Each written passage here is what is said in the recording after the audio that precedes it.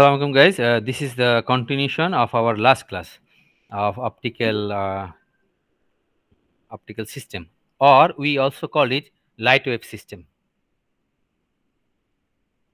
This is the note. Uh, okay, this is the one I used last time. Here. So there actually we try to show you a typical optical system. Okay. So what we have learned so far, we have learned a laser mechanism of a laser. We learned mechanism of a Mach Zehnder modulator or modulator, optical fiber, optical amplifier, and optical detector. These are 1, 2, 3, 4, 5. These are the 5 major components used in any optical system. So in combination of them, you can actually create your own optical system, right? Because we know individually, if we combine, we will see how they are used in a big optical system. Okay. So, in our previous class, I gave you an typical example of a satellite receiver, our set-top box. Nowadays, the in Bangladesh, there are difficulties with satellite channels, right? Dish channel. So the Akash, DTH, DHT, or what is that? Akash DTH, huh? Akash is very popular. So how a satellite receiver works? So this is a typical RF satellite system. The same system can be converted in an optical system. That actually was the application and discussion of our previous classes, how optics can contribute in a RF system. Okay. So now, as in application wise, we can majorly in major we can categorize optical generation, optical carrier generation, or optical transmission. They are main two. The another one, third one, I didn't mention it in previous classes, which is called optical beam forming. Optical beam forming. What is beam forming? Beam forming is nothing but synchronizing signal, all the signals. So this is a very vast topic, and it is not actually scope of our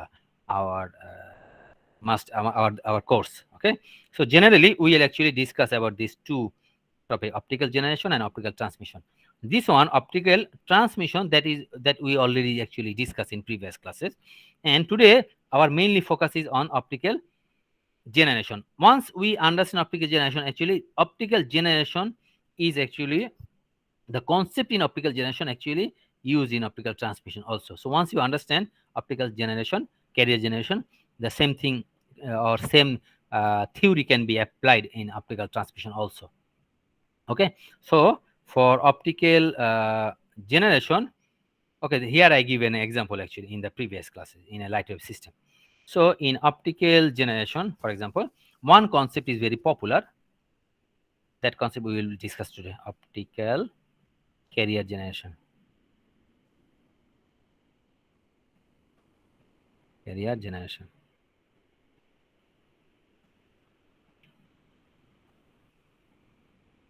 Okay. So to discuss this one, we will use two laser. Okay. Okay. So I will actually also supply you the supplementary of this today's whole theory of today's classes. No problem. So for optical carrier generation, very fundamental concept. Okay, let us take two laser one, for example, laser one. Okay, and another laser two. Let's take two laser. So take them out like optical output, light output. Take them, and we can combine them. Okay. Of course, this happens in a hardware, right? Combiner, optical combiner, something like that. Okay. So the light, so the power output, optical power from laser one is PL1. The power for optical power for laser two is PL2. Okay. Now after combining, this goes to a photodetector. Photodetector. So what photodetector do? Photodetector converts this combined light to equivalent current, optical current. Okay, I. Photocurrent. We called it photocurrent. Photocurrent. Very fundamental building block. Okay. Okay. So let us write the field of this laser. Field expression. Okay. Field expression. Field expression. So this whole concept we will use in optical transmission and generation also. We'll see the same mechanism we can use in different ways. Once you know it mathematically, it will be very easy. Okay. In field expression, what is the field of the optical laser one for laser one? For laser one, so let's write the electrical field EL1. EL1 is nothing but E, for example, 0, 1. I am writing mm, the the complete equation.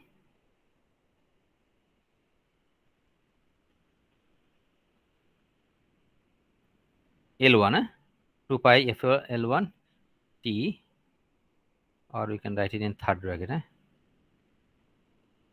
and E1. I will explain you what each field means. L2, same thing, EO2 exponential L2 T E2. Okay, here you see I write exponential, right? Because I want to write the complete electric field, because this is complete this is a complex expression. Complex expression contains the real and imaginary part. That's why, of course, we cannot process the imaginary part. Eventually we'll write a real part. For example, for telecommunication, what you write a signal, signal A, signal x equal to A is the amplitude, then cos, cos twice pi f t, isn't it? Plus phi if it says phase, something like that. What is this cos actually? Cos actually the real part of that signal. All signal has an imaginary part also, but for mathematical easiness, we actually discard the imaginary part. Okay, but there is an imaginary part also here. So that's why I write the complete, but eventually we can write it real and imaginary all together. Okay. So what is this E0 and E01 and E02? They're actually the amplitude of the field of that laser. E0 is the amplitude for laser 1, E02 is the amplitude field amplitude for laser 2. That's why this is the frequency FL1 for laser 1, frequency FL2 is the laser 2. This. So this complex actually how it comes, right? We know it from, knows from where we write the real and imaginary. For example, this is e to the power j theta, the complex signal, e to the power j theta. This is theta. So this will be, for example, this is the real part. This is the imaginary. Yeah. Any signal have real and imaginary part. So this will be the XR. XR the real, and XI is the imaginary part. We find this from Euler's equation. Euler's equation, right? That's how actually this e to the power j can be divided in real and imaginary part. Okay.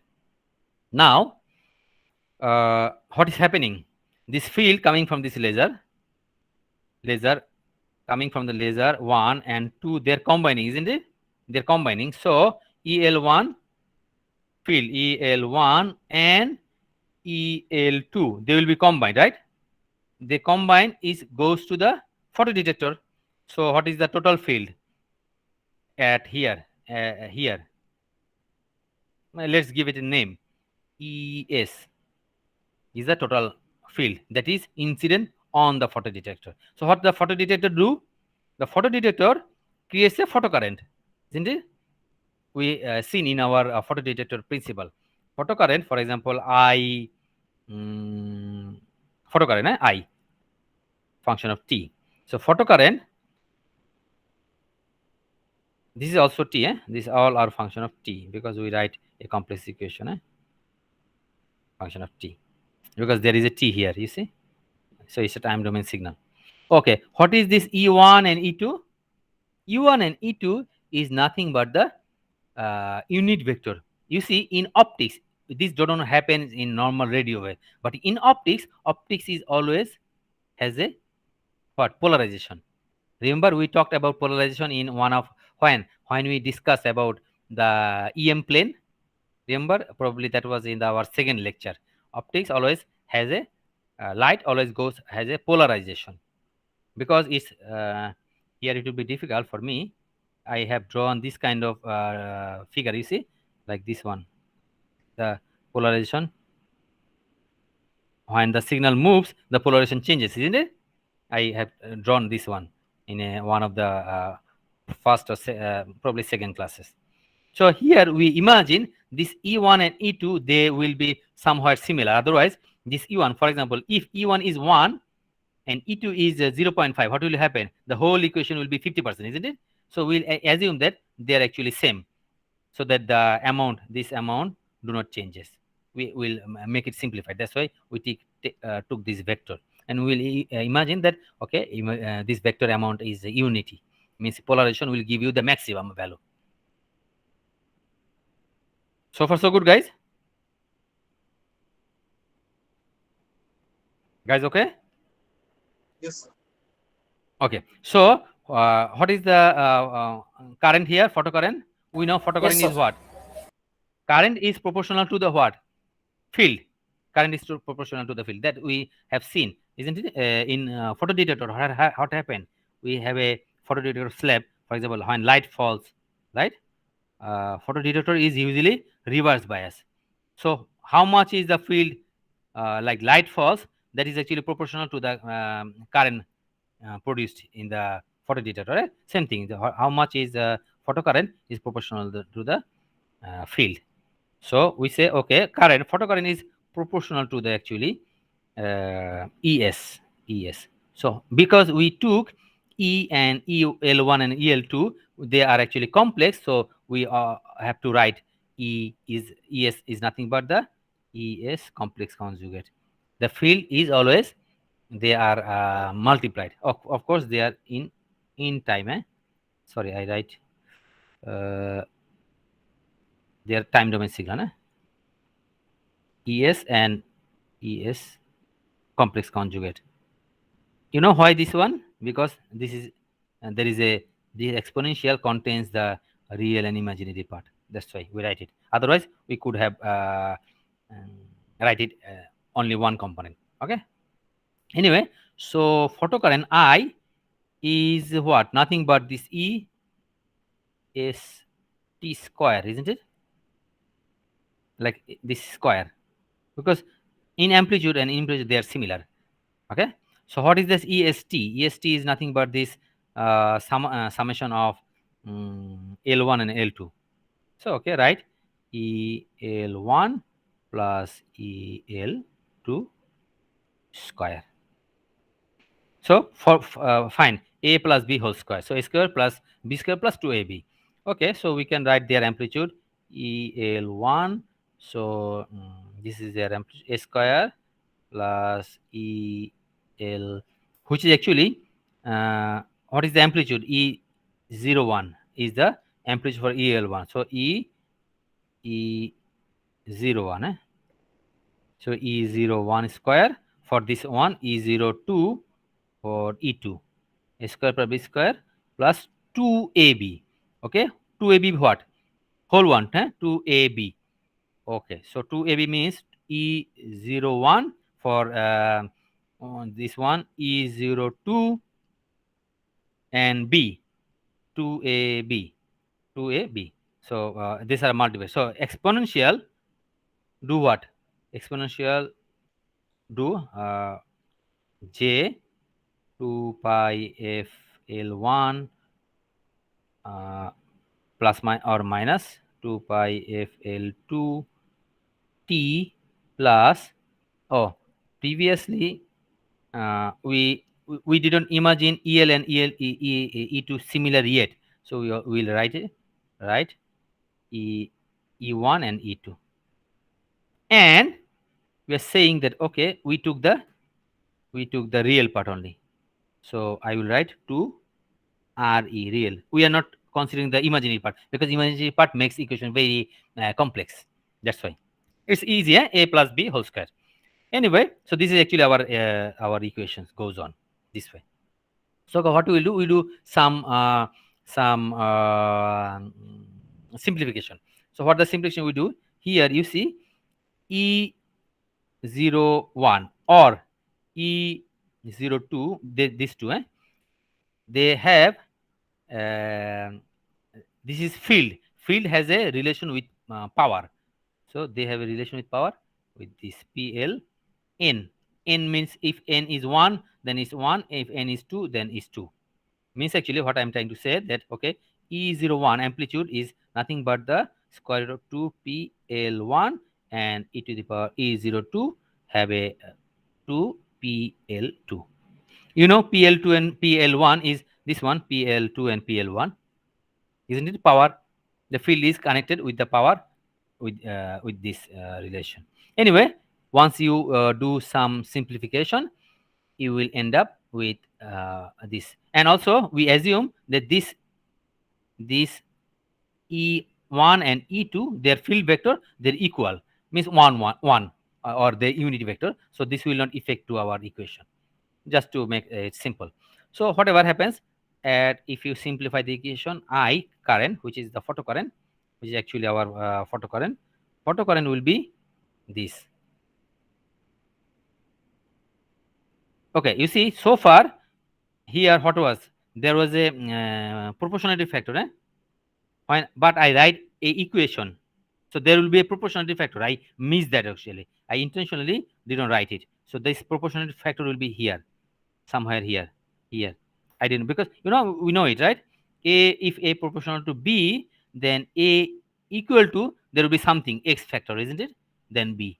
That X factor I didn't write all the way. That I'm writing here now. So I equal to nothing but this is the proportionality factor, RPD. What is that proportionality factor?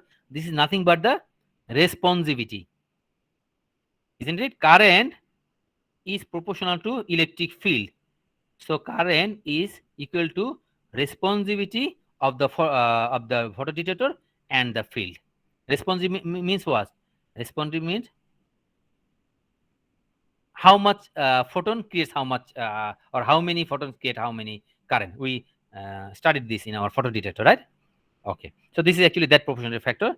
So PL1 plus PL2 plus twice RPD, responsivity, square root of PL1. You see, we suddenly switch from imaginary part to the real part. You see this one, real part.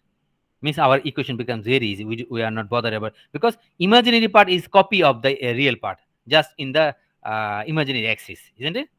So we are not writing that one. Okay, so cos.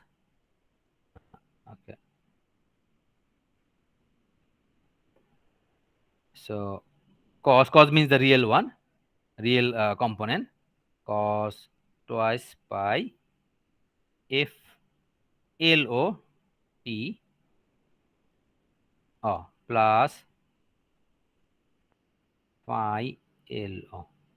You see here what I'm writing. Okay, real. So I have real part of exponential is the cos, because you see real part of this is the cos one. If what is this component? This component is the cos component. This component is the sine component. Imaginary is the sine. So real part XR, or real part is the cos. That's why we switch to the real part. Now you see twice pi FL minus FL1 minus FL2 is actually our FLO. FLO is nothing but the FL1 minus FL2. And uh, okay, here I missed another component. Did I write? Okay, no. Here you see nowhere I have written any phi. Do you notice that one? You see any signal has a frequency. Signal sometimes also has a phase. phi2 phase. That I missed all through the equation. So what you can do, you can say phi1 minus phi2. You can add that part here. So that will be effect to our here FLO. So FLO, what is that? FL1 minus FL2, and phi LO is nothing but phi1 minus phi2. What is that? FL1 is the frequency of laser 1, FL2 is the frequency of the laser 2. Phi1 is the phase of the laser 1, phi2 is the phase of laser 2. This is very, very like fundamental equation. If you somehow combine two lasers, if you combine them, this will be your fundamental equation. Now you see here, responsivity of a photodetector is fixed. For example, its maximum value is 1 or 100%. Means if I have in a photodetector, if I have 100 photon, 100 electrons created, means it's 100% efficient, or it could be below. So for example, for any particular photodetector, it's for example 80%, means 0.8. For a particular laser, when you are doing operation, PL, optical power, is fixed. PL2 is also fixed. Means actually this whole thing is a fixed. Means this is a DC value. Means if you watch this current in a in a oscilloscope, then you will see this one will give you this fixed value, DC value, and this one you see cos. Cos means actually something which fluctuates. It will be this photocurrent. Photocurrent means actually this photocurrent have a fixed value. Means actually 5 voltage. So this will be the this. This is the DC value. You see, this is the DC value of this one, and this is the AC value for this one. Where it have two variable. It has a frequency fluctuation. It has a phase fluctuation. If FL1 equal to FL2, what will happen? They're equal, then FLO will be 0, isn't it? Because they are equal. If this is the condition, then we called it homodyne. If not, FL1 is not equal to FL2, then FLO will have some value. In that case, it is called heterodyning.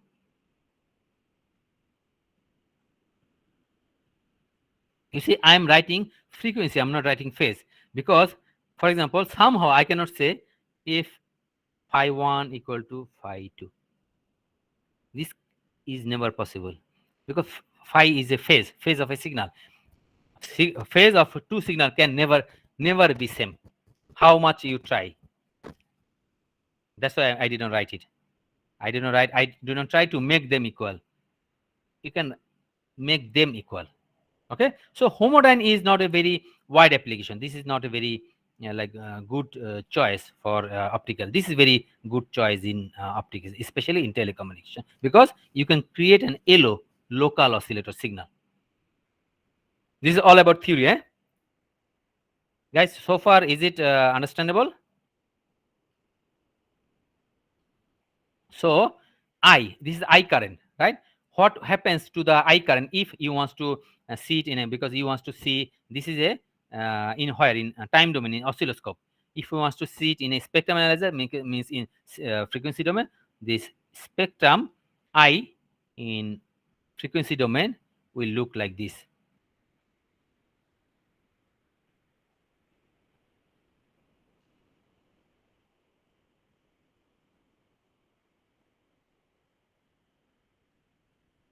Means actually, you see, two delta function. So there will be two delta function. There will be one delta function. There will be one delta function from the center carrier. Here, one will be here. This is f1 minus f2, f1 plus this one, f1 plus FLO, f1 minus FLO. There will be two frequencies in a power spectral system. Or So this looks in frequency domain, but the complete equation will look like this. Complete equation will look like this. If you see, it's a delta function. Delta function do not have a width. We say, okay, when is this one, when there is no, you see, at the beginning I didn't write this phi, this phi.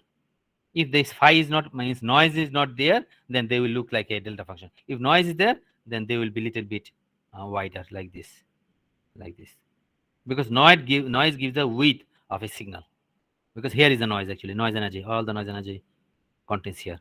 Otherwise there will be only one, all the energy will be concentrated in one peak. We call it delta function. So this is all about theory.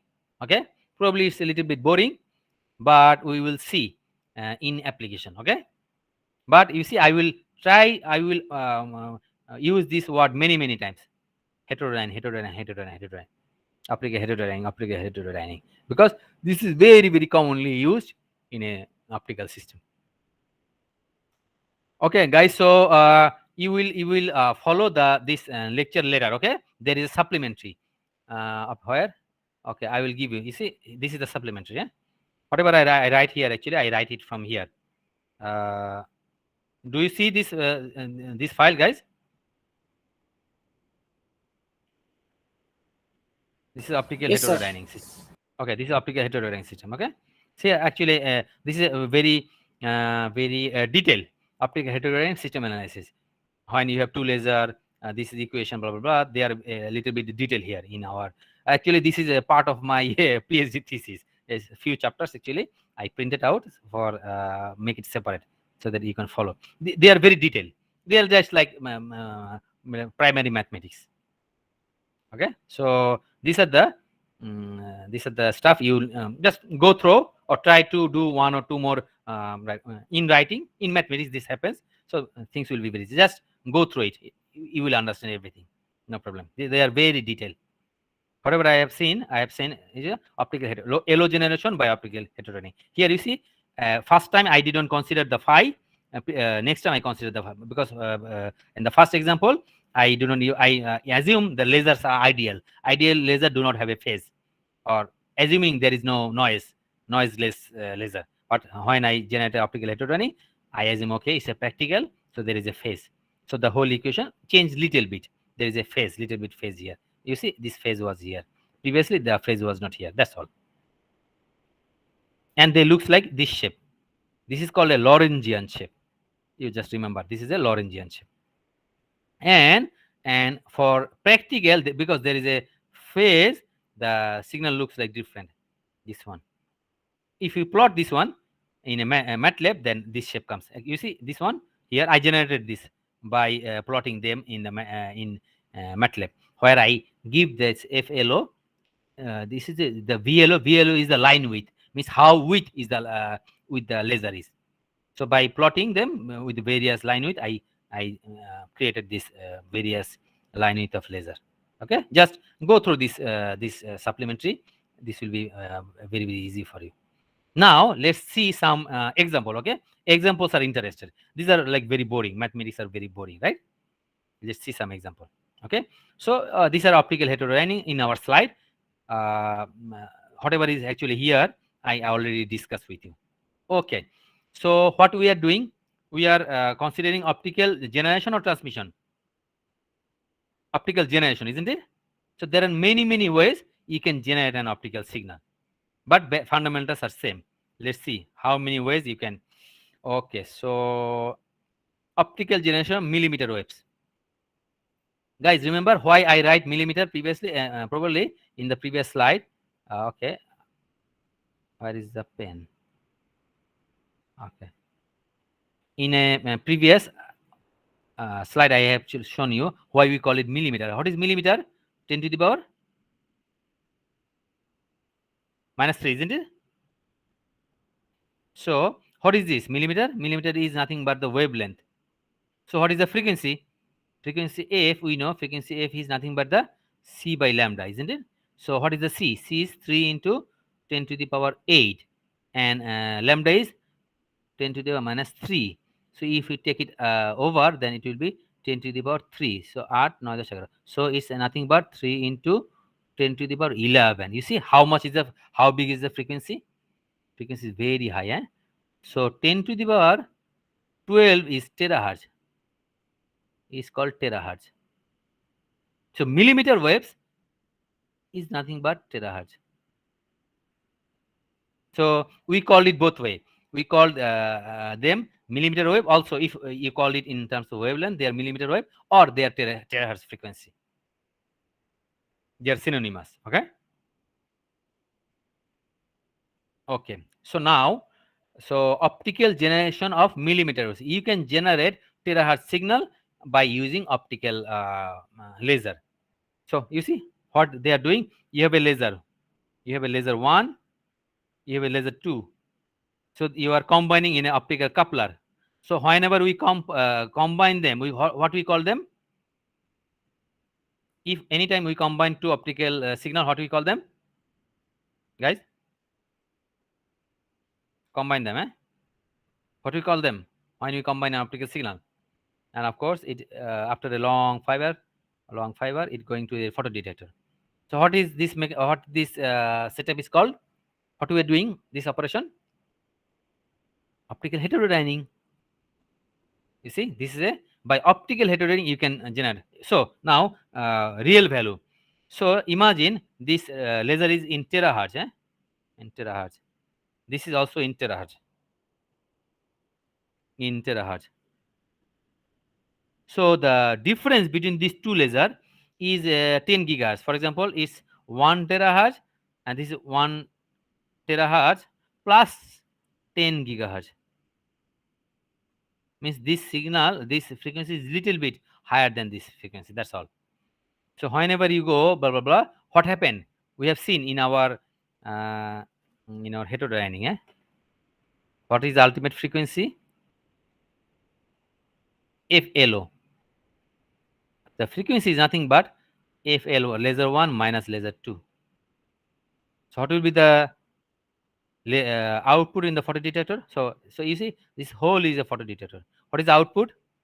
You see in a frequency domain, this is given F1 and F2. They're little bit apart from each other, 10 gigahertz. So F1 and F2, what will be the output? F1 minus F2, isn't it? Which is called FLO. So what will be the FLO? FLO is nothing but F1 and F2. What is their difference? 10 gigahertz. So 10 gigahertz. 10 gigahertz in RF domain. This is in RF because you are out of the photodetector. Photodetector do what? It takes the optical signal, it convert to electrical signal. Means this is 10 gigahertz in electrical signal. So you see, you took two laser with F1 and F2. There you start with optics, means light. You ended with 10 gigahertz signal. You are generating this 10 gigahertz actually. So by changing little bit of 10 gigahertz, instead of 10 gigahertz, you can take 11 gigahertz. So this will be 11 gigahertz. You can take it 12 gigahertz. This will be 12 gigahertz. You see, in optical domain, in terahertz, 10 to the power 12, 10 to the power 12, small change, actually big change in gigahertz, isn't it? What is giga? 10 to the power 6 and tera is 10 to the 12. So this laser is changing 0.0006. 1 2 3 4 5. This amount changing, then you can generate 10 gigahertz. If it's this amount, you can generate 100 gigahertz. You see, small change in laser frequency will give you very high RF signal. Guys, do you understand what I'm trying to say? If it's not clear, I will explain it. This is fundamental idea. How? Okay, laser 1. So laser 1, you have laser 2. You combine them and took it in a photodetector. And you got a RF signal, because output of the photodetector is optics to electrical signal. You see, if you plot laser 1 and laser 2, their frequency in a spectrum analyzer, where they are, they will be here, isn't it? They will be here. Laser 1, laser 2. Because their terahertz, tera is 10 to the power 12 here. Their difference is little bit. Just little bit difference, like 10 gigahertz away. Because in 10 gigahertz, 10 to the power 12, you cannot see actually 10 gigahertz. Their difference, you cannot see it. Because 10 gigahertz is only 1 millionth of 10 to the power 12. But small difference, what you can see here, you can see this 10 gigahertz, you can see in the RF domain here, 10 gigahertz. Because this is gigahertz range. This is 10 to the power 6. This is 10 to the power 12. You see how far it is. So by combining these two terahertz signal, you are generating a small RF signal. That's it's trying to say. Optical generation of carrier. So this is RF, that's why it's called carrier, or LO, local oscillator signal, or carrier, whatever.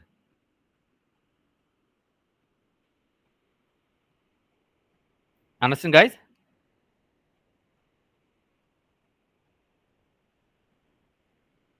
How they are happen, we Yes, already know it from equation, right? Okay, so this is one mechanism.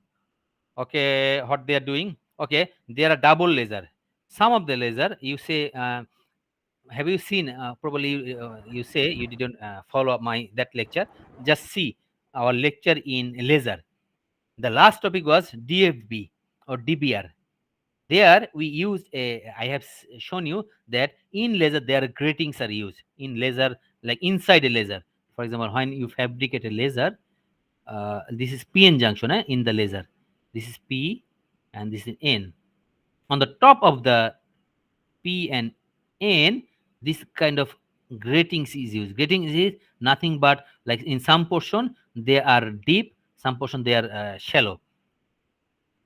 Like you are etching. It's not plain P and plain N. Some of the there are like deep in P and no deep. By this time you can use make a grating. These gratings, by like engineering, you can create two frequency in the same laser. That's they are saying. Okay, so if you have two frequency, it goes to a photodetector, you got a LO. That's it's trying to say. That's why it's called DFB, distributed feedback laser. I have already discussed distributed feedback laser in our laser lecture. This concept I already discussed it. Okay. Okay. You see, whatever. Anyhow, if you have two frequency, you can take it to the photodetector. You can have a RF signal. That's is saying generation, carrier generation. Now, I will not discuss this part. I will discuss difficulties of same picture. Now you say this is a, again I'm drawing it. No, I'm not drawing it again. Let's remove it. There is a problem of this mechanism. So you have a laser frequency here, terahertz, because it's 10 to the power 12. Another laser has a frequency here. They're very close by. So question is this laser are independent? These two laser, like L1 and L2,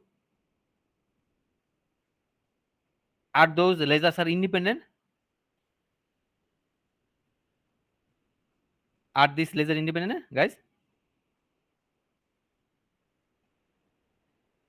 Yes or no? Yes, they're independent laser, right? Because this laser get their current from individual source. This laser also get their current from individual sources. So they're independent. So the lasing frequency here and here, they're independent. So what will be the problem of independent laser? You see, when laser, I say this is a frequency in L1. It doesn't mean it always stay here. It actually will vary between small position. Small here means actually whenever it generates in the frequency, it's actually like moving here. Sometimes here, sometimes here, sometimes here, sometimes here.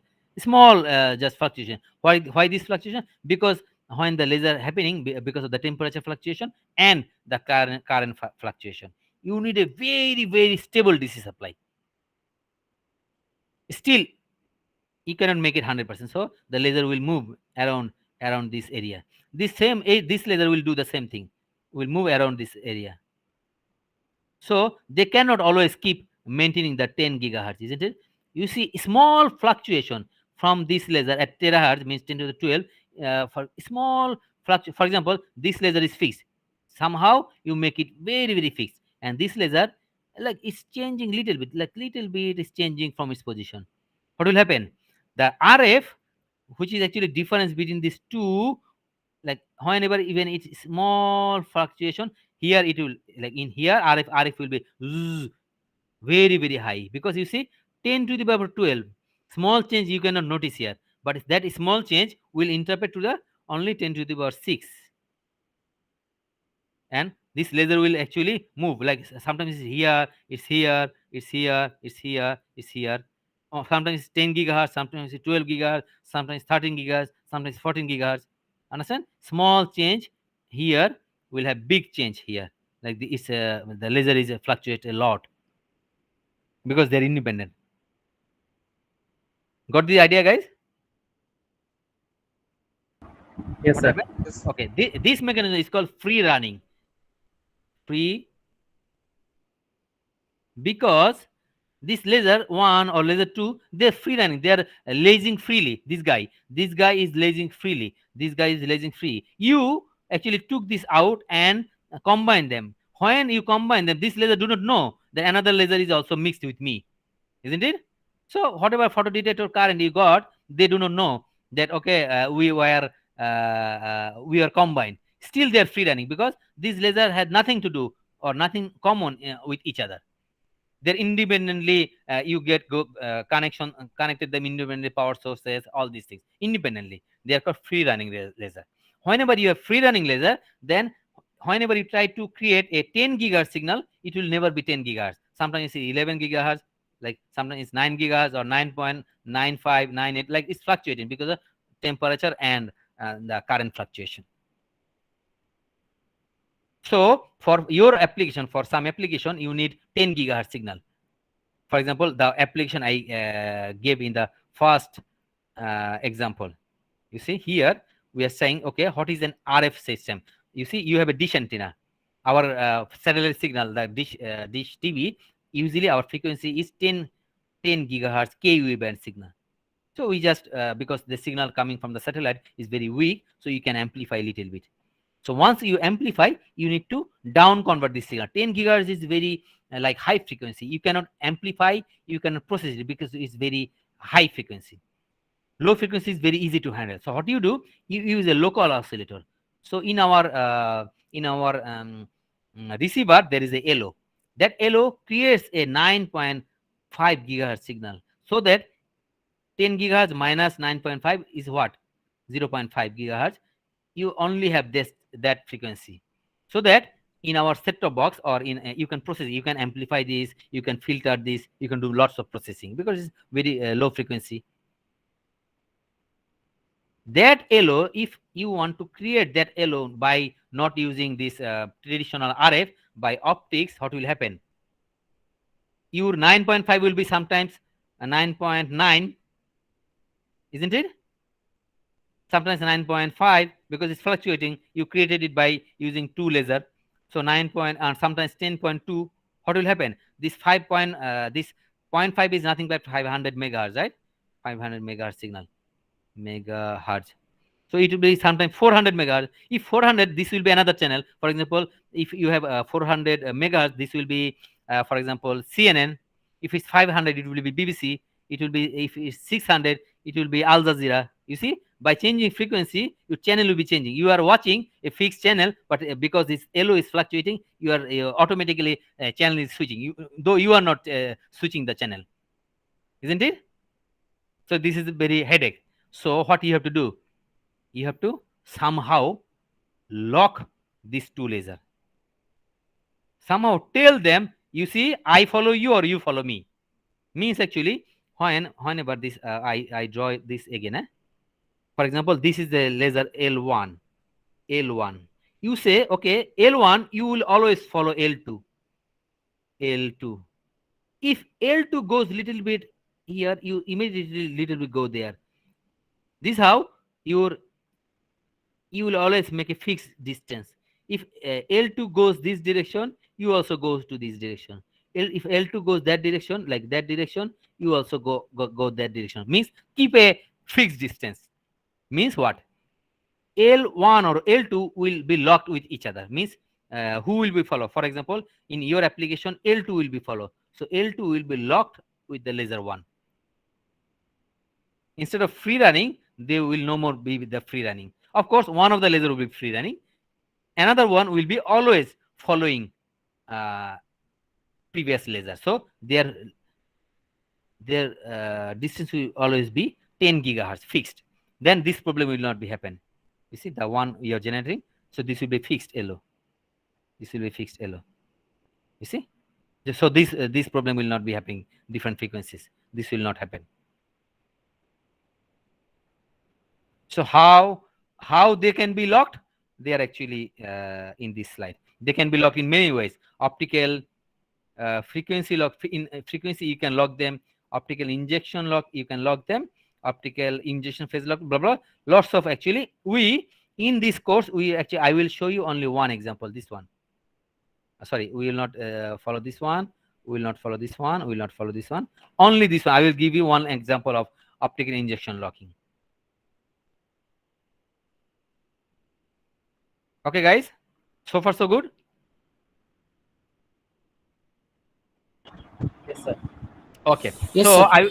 I will not write any equation now because I can see you guys are already bored. So I will use a visualization. I have some good picture. Let's see. Let me see how I can make it bigger. If you understand visually, it's okay. You do not have to. Then I will give. There is a supplementary. Just check there. It will be much easier instead of. Okay. Here, this is optical injection locking. That is the mechanism we actually see. You see what is actually our intention, guys? To follow another one. Okay. One laser will be follow with another one. That's actually the intention. Okay. You see in our there are two examples is given. Okay. You see there are two examples. This one above one is the one we just discussed. You have a laser 1 whose spectrum looks like this. You have a laser 2 whose spectrum looks like this. Are they free running or locked? Can you tell me? Are this laser 1 and 2 they are free running or locked? Yes, sir. Free running.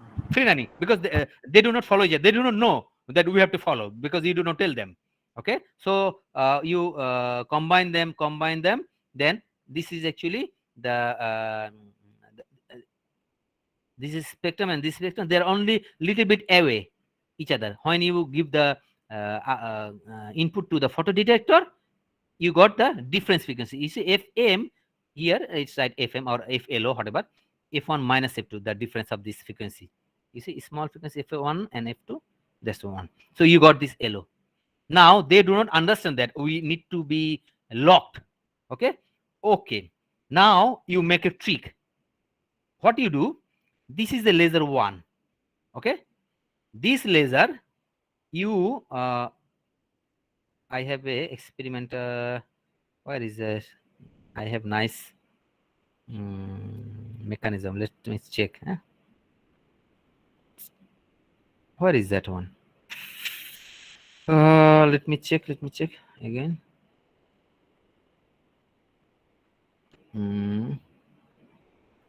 Optical system.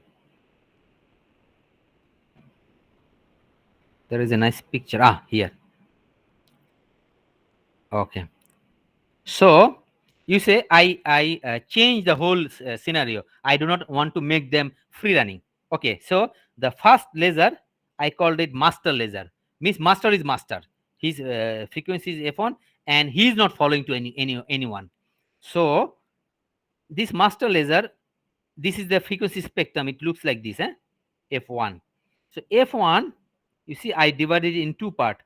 This is the optical optical coupler and optical splitter is the same thing. You see, I give an optical signal, I divide it in two. This is called splitter.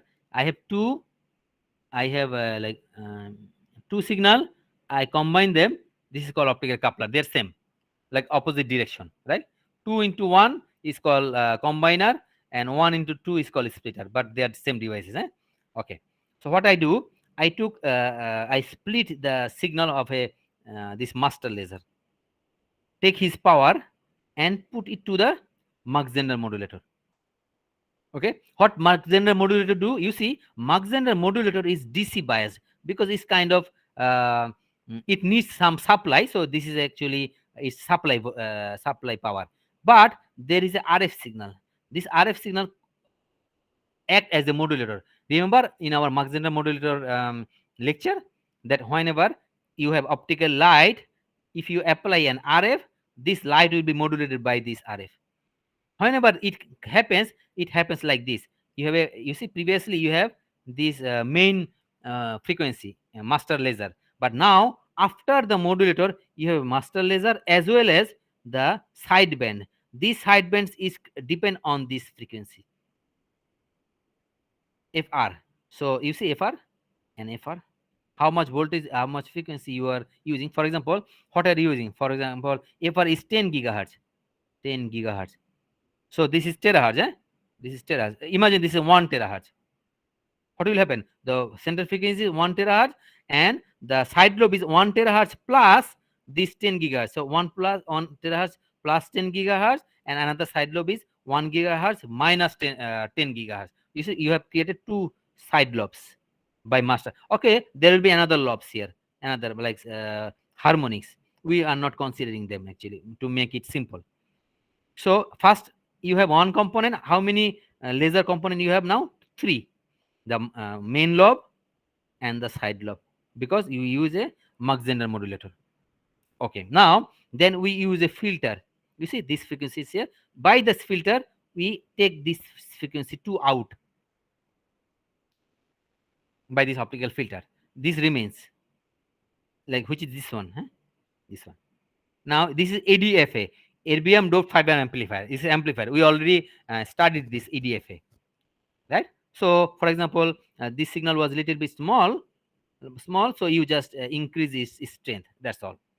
Okay, now you took another laser whose frequency is very close to the 10 gigahertz away.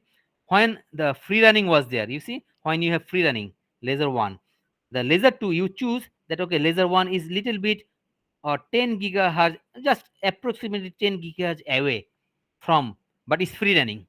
Same laser is actually used here, 10 gigahertz away from this 1 terahertz.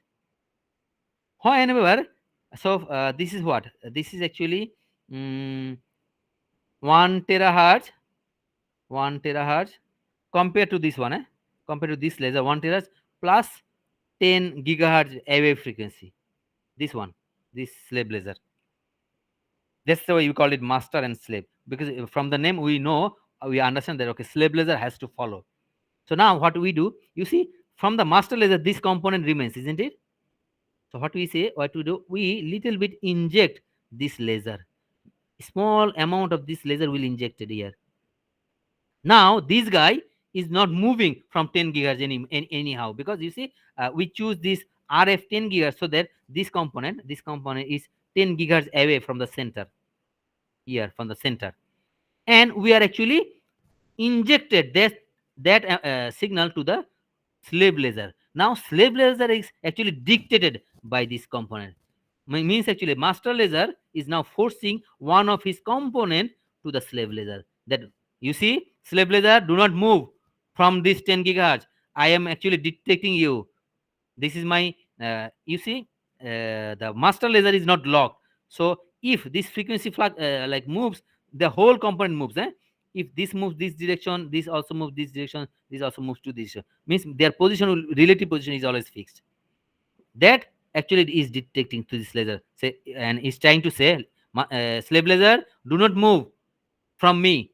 You are supposed to be lasing at 10 gigahertz, but you are not stable. I am giving you small component of mine, 10 gigahertz. So fix it.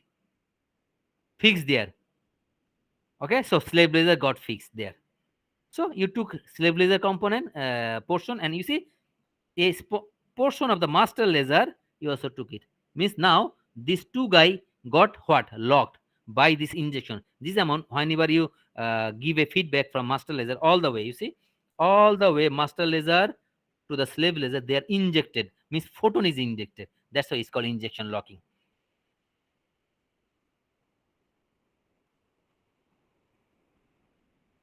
Guys, is it okay? We can see it in visualization. Visualization will be much easier. You see, master laser has a frequency. Whenever you modulate a master laser has a master like main peak and side lobe. One of the side lobe, you are actually injected to the slave laser because they are in the same. You see, they are in the same frequency range. So this laser, the main lobe of the slave laser, is locked to the side frequency of the master laser. That's why it's called injection locking. So if you took this portion and this portion, which is a lock, and give it to the photodetector, they will be locked. Means actually, you see, master laser can a little bit fluctuate from here to here. If a little bit fluctuate, then the component also a little bit fluctuate, this component. But this component actually detecting this guy that, okay, if whenever I go, you also go. If I little bit fluctuate here, you also little bit fluctuate here, means we will always be locked. Means our distance will be always be 10 gigahertz. Means I will have a fixed LO 10 gigahertz if it's like 10 gigahertz. They're injection locked.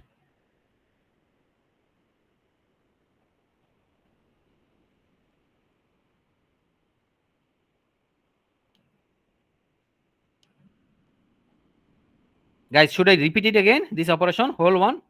No problem. I can repeat it. This whole operation again. If it's a little bit confusing still.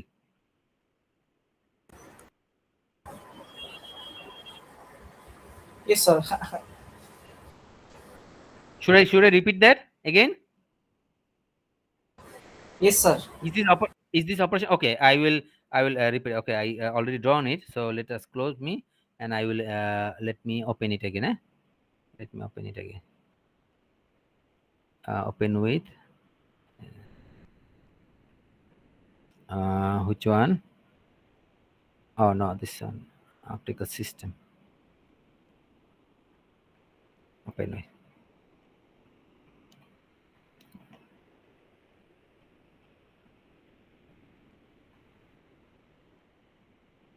Okay.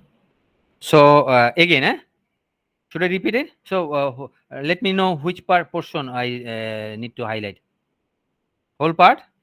So master laser, one laser, which is actually free running, means he is not locked. He has a frequency, independent frequency, F1. Got it? So here this is a optical splitter, means its power is divided. So I took a small power from this laser and I gave it to input to the who? A modulator. Whenever we modulate a signal, what happens? We create sidebands. This is like well-known phenomena, right? So this signal is still remains, but two sideband created. So what will be their sideband frequency? Sideband frequency will be the phase frequency plus the modulated frequency or minus the modulated frequency. So there will be two, like plus minus. This is a first order. These are plus minus first order. There can be plus minus second order. There could be plus minus third order. It depends on this biasing voltage. So we bias this such a way that second order do not create. Only first order creates. Up to that, okay, guys? Yes, sir. Okay. So it's here. Yes, sir. It's here. So how many component we have now? 3. Because we have a master laser, we modulate him, and we created 2 of the sidebands. So how many component we have? Optical component now 3.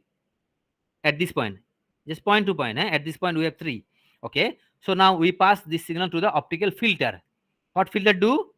This is notch filter, means tunable filter, so that we can actually remove these 2 component, and this component remains. So this component, how much? You see center frequency plus RF. You see what is center frequency? Center frequency is here, 1 terahertz plus RF frequency. RF frequency is here. The amount of frequency we gave it as the input to the modulator. For example, it's 10 gigahertz. You see, it's not fixed 10 gigahertz. Just for sake of what better explanation, I just make it 10 gigahertz. It's just imaginary value, 10 gigahertz. Okay, that's why. So it will be, this frequency will be 10 gigahertz away from the center, isn't it? Like in advance. Understand? This one is understand? You got this one, guys? Yes, sir. Okay. Now it's here. After this filter, it's here. Okay. Now the signal goes through a EDFA, erbium-5 amplifier, because you do lots of operation. And also whenever I use a master laser, whenever I use a splitter, 90% power actually I gave to this branch. Only 10% power I took this branch. Means actually this signal is very low. That's why I am using an amplifier, so the signal is amplified. Okay. So this signal will be little bit, but it is only just boosting. The position will, frequency, nothing will be changed. Okay. Now F1 plus Fr, this is an isolator. Means actually, see the arrow. Arrow means optical or connection can goes from this direction to that direction. Means if I connect this way from the slave laser, no power can come this way, because this is an isolator. This is one directional path to make sure that master laser only detects slave laser. Otherwise, slave laser will start detecting master laser if somehow light leak from this direction. Okay, that's why actually we use this as an isolator. Okay, up to this, okay, guys? Yes, sir. Okay, means actually what we are trying to do, this signal, the one, we have three component. We discard two component by this optical filter. We remain only one component.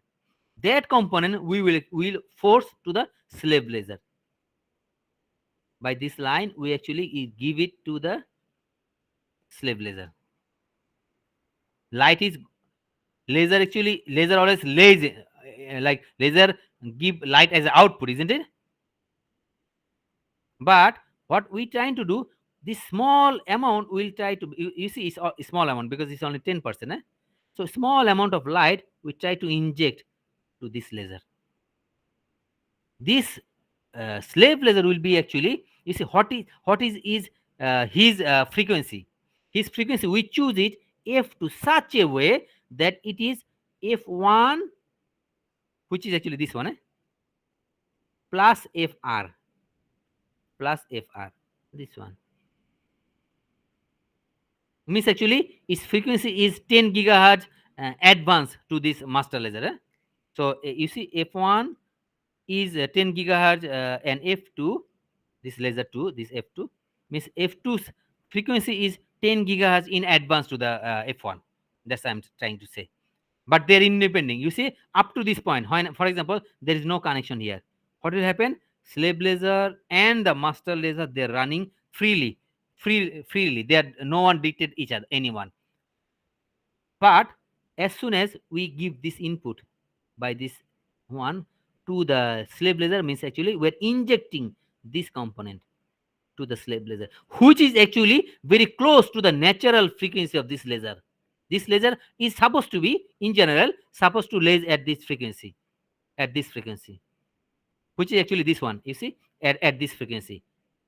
But this component is nothing but this component, nothing but this component, the modulated component. This one is the natural frequency for the slave laser, and this one is a modulated version. So what we try to do, by injecting, we are giving this guy injection to this one and forcing him. You say, you slave laser, you naturally lasers to this frequency, but you tends to be fluctuate from now on, because I'm trying to give some of my energy to you, so that I'm dictating you, so you do not move on, or you do not fluctuate. Naturally you fluctuate, though you lasers at this frequency, but you little bit fluctuate. But whenever this small amount is injected through this line, these one do not fluctuate anymore. Slave lasers do not fluctuate anymore, or this one do not fluctuate anymore. Means actually This laser is locked to the side frequency, isn't it? This frequency, isn't it? Got it, guys? Yes, sir. This slave laser locked to the side frequency of the master laser, because master laser give this component as an injection. Like, even what happens, you say this is actually very difficult to understand. For example, if this is a laser, I try to give you an example. For example, this is a slave laser. He's actually lasing. So because slave laser is lasing in full power, so lots of photon is coming, lots of photon is coming. So what you do, you take a tapping, small tap, it's actually lasing this way, and from this master laser component, you give only one photon. This photon somehow goes inside. Let me draw different kind. So you see, this photon is going inside to the cavity where the photon is created. Photon is created to the PN junction, isn't it? PN junction. From this junction here, the photon is created, isn't it? Actually, let me change the color. These are the photon for his own. Okay, and this red one is injected one. This, whenever even one photon goes to the cavity, one photon, you see, make it bigger, to the cavity, lots of photon is here, sorry, lots of original photon, like his own photon is here in the laser. If somehow you give a small photon inside as an injection, this guy is intruder, isn't it? And his vibration, everything is different to this vibration and phase, frequency, blah, blah, blah, everything from this photon, isn't it? But this guy somehow probably encounter to one of the photon. He will influence him to the same frequency and same phase. That guy will do the same to the next photon. That guy will do the next photon, because they are moving in a small cavity. So one guy influences to another guy, and these things happen. This is actually the same mechanism when a stimulator operation happens. You see, when the lower frequency to the higher frequency, when one photons fall down, energy, sorry, one electron fall down, photons comes, h nu, one photon comes out. When another photon comes out, he thinks, I see my senior brother, so I will laze in the direction and phase in the same direction. Another photon comes, he says, oh, I see my senior brother, I will also do the same. I will also do the same. I will also do the same. This is the same mechanism also do here. You see, when the photon which is actually going inside from here to here, who is the senior? In age, in photon age, this photon is older than any of these photons. Whenever he goes there, it's actually in physics, it's very difficult to explain. It can only be explained in quantum physics. Very hard to explain, because the age of this photon is like he's older, so he can influence other photon. That can be the simplest example. So everyone start to lays on his direction. Means actually he got locked. You see, any photon you gave from here to the slave, he actually influences. So all the photons, they actually start following his frequency and phase. So when it comes out, so this photon was master laser photon, isn't it? And this photon, they are slave laser photon, but they are now locked because they can follow each other. Guys, like, is that a little bit clear? Yes, sir. So I think it's clear. Yeah, somehow clear. Actually, it's very difficult because the equation which actually dictates this one is very, very complex. Every you have to create like you have to consider every momentum of a photon, his phase and frequency. So whenever it hit to another photon, you have to consider whose age is older. He can have more momentum so that he can dictate another photon. And if he got senior, he can dictate the next photon, his phase and frequency. Somewhat this stimulate animation. This is called injection locking. Okay, so now whenever we got like in the output of the photo detector, we got actually fixed f1 minus f2, because f1 and f2 somehow got locked. So we get a fixed RF, like stable RF. If you see in the spectrum analyzer, this one is f1 and f2, and here you will have fixed RF. 10 gigahertz. This RF. So guys, the let me see. Yeah, the explanation, the equation of this one is actually in this supplementary. What we have tried to do, you see, you have.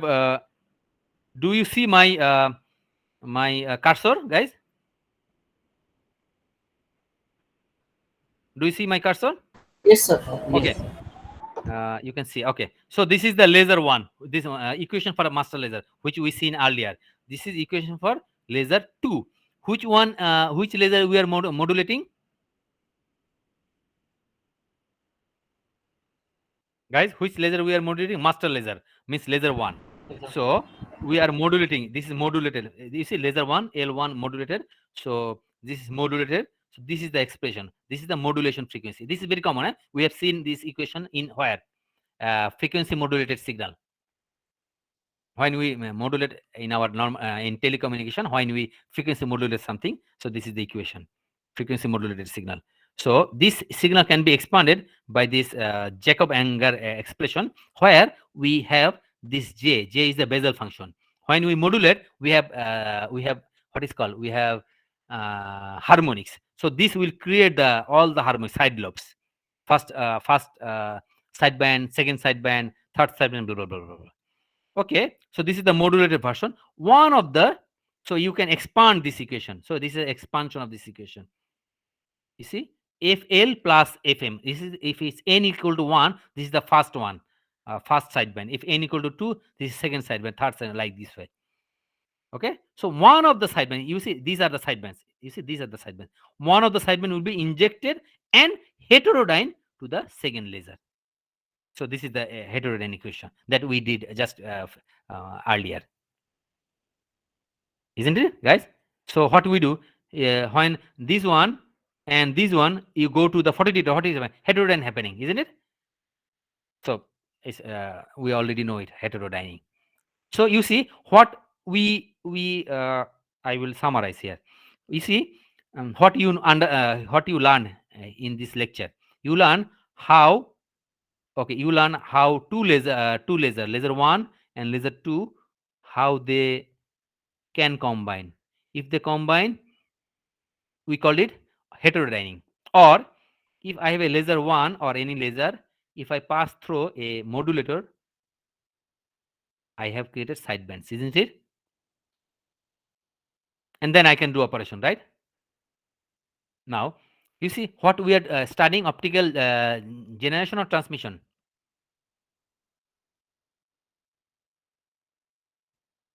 Generation. Generation, you see, generation. Now, optical generation is same thing of optical transmission. You see, whenever you do, you see, a few minutes back, we say how to modulate a laser signal. For example, this was our master previously. This was our master. Now, what we do? We do modulate this one. How we modulate? An RF signal, isn't it? This RF signal. This RF was 10 gigahertz. 10 gigahertz signal. Okay, generation cross. Let's say it's transmission. What do we do? Okay, in our one side we have a laser, we have a modulator, and we modulate this signal by 10 gigahertz data signal. Means light is modulated by data signal and is going through optical fiber. After a long, like 1000 kilometer, we are detecting this signal in photo detector. What we have is RF. This RF we find it, isn't it? Which is actually modulated RF signal. You see how we are through optical fiber, we are transmitting an RF signal. So this becomes a transmission. That case, it's called radio over fiber. You see, generation transmission is actually similar mechanism. Because of light have higher speed, low immunity, low loss in optical fiber, you can transmit your RF signal or any data signal or digital signal, blah blah blah, by through this modulator, and you can transmit thousands of kilometers, and you can detect at the detector. You see, generation can the mechanism of generation can easily be used in transmission also, data transmission, high speed data transmission, isn't it? And the equation will be same. You took a laser equation, you took a modulator, you have modulation equation that I showed you in our supplementary. You see, and then you detect the same equation. You see how if you know generation, the mechanism of generation, you can actually use the same mechanism for transmission also. Just increase your fiber length. That's all.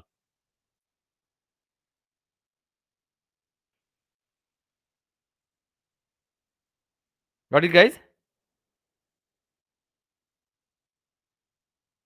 Okay, I think we are done. Anything you like? Please go through this